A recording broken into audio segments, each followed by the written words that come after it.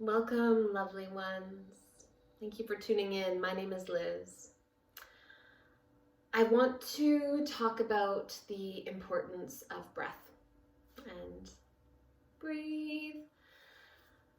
So, at the time of this filming, we're in the middle of this coronavirus pandemic, and in its worst expression, it is causing pneumonia, like a deep lung pneumonia. And the people who are passing away due to this virus are passing away because of the pneumonia that it can cause. And recently I have seen a number of doctors popping on to social media to talk about the importance of breath. And you guys, the importance of breath really cannot be understated. On a physical level, emotional level, mental level, the breath is the medicine. So if you've been in my classes before, you've heard me say this. The breath is the medicine.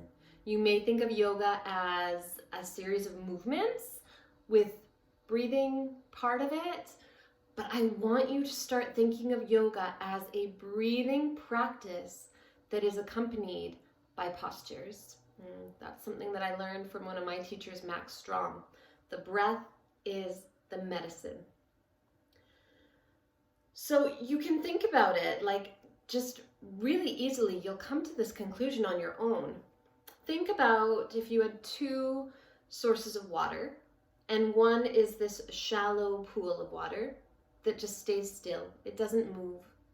And the other is a bigger source of water and there's constant movement.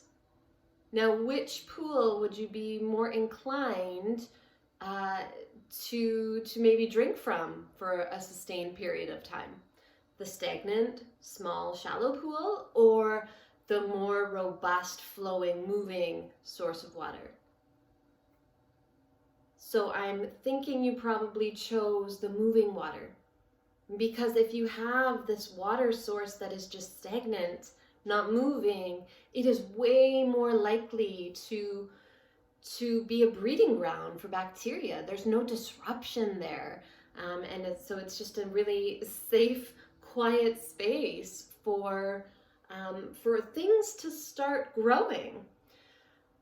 Alternately, this place where there's movement and when there's more expansiveness and just more volume, less likely that anything's going to start growing in there as far as bacteria and viruses, because it's constantly being flushed out. There's this constant kind of upheaval within that space. Your breath is the same.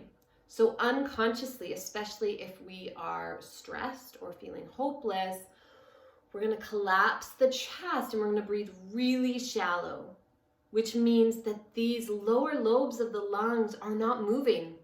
They're just sitting there, moist and warm and totally undisturbed. That is where it's a great place for virus or bacteria to grow.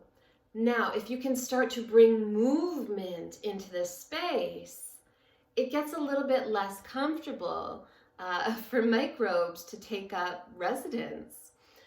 So we want to make sure that every day you are breathing in a way that you are bringing movement into the rib cage, not just the front ribs, the side ribs and the back ribs, because most of your lung tissue is actually on the back body. So you have to make that space move by means of breathing. So on a very physical level, you can see how the breath will help you to avoid pneumonia. It will help to clear out the lower lobes of the lungs and keep the bronchial tubes clear. There is also a direct effect on your breathing to your nervous system.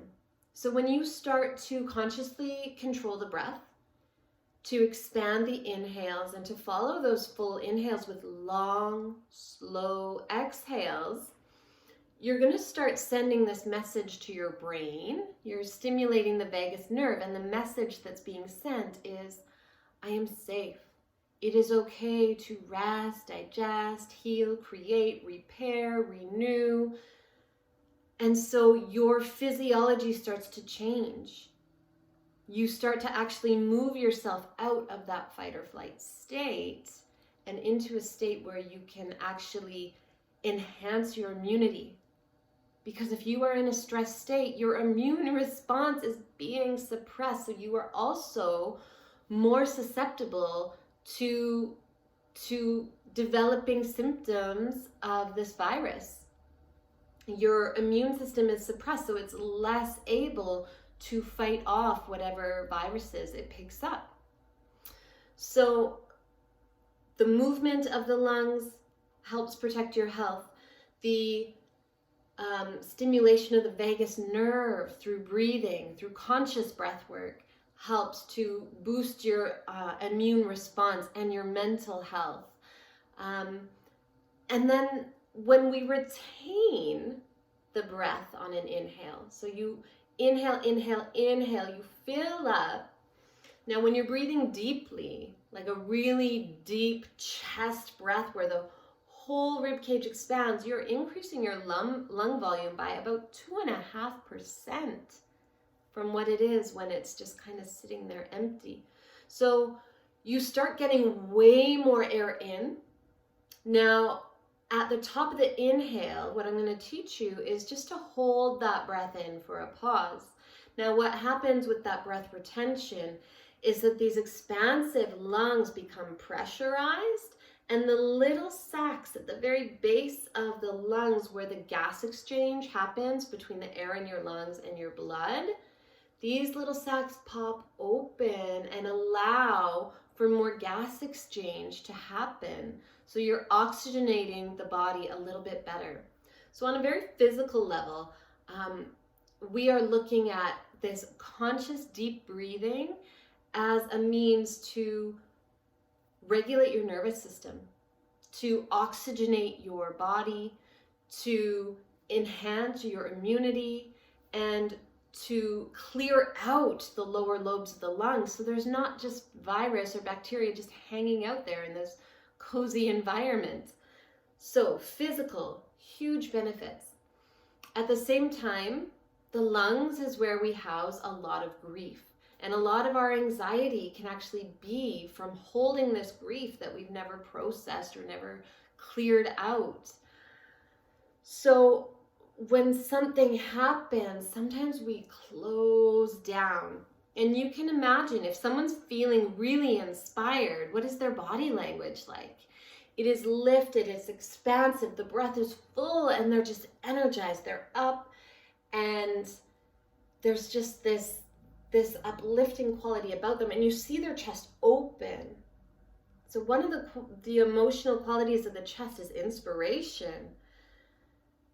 But if someone is grieving, all of a sudden those shoulders roll in and they slump and the head lowers and the breath is shallow. And sometimes when we suppress that grief because we don't live in a culture that really allows grief, we hold it and then it stays. So for some of us, especially if we are newer to this practice of deep breathing, this breath work might bring up emotion. It might bring up old grief so that you can process it, so that you can physically start to move it out of your body. So if you are doing this breath work and you start to feel this wave of emotion come, just allow it. Sometimes people go through a practice where for weeks, every time they practice, there's just tears. They're weeping. They don't know why. It's because we're starting to open this chest. We're opening the heart. And what we had constricted and held down so tightly is starting to loosen. And all that was stored in there is starting to come out. Now, I know that might be a little bit airy-fairy for some people. That's fine.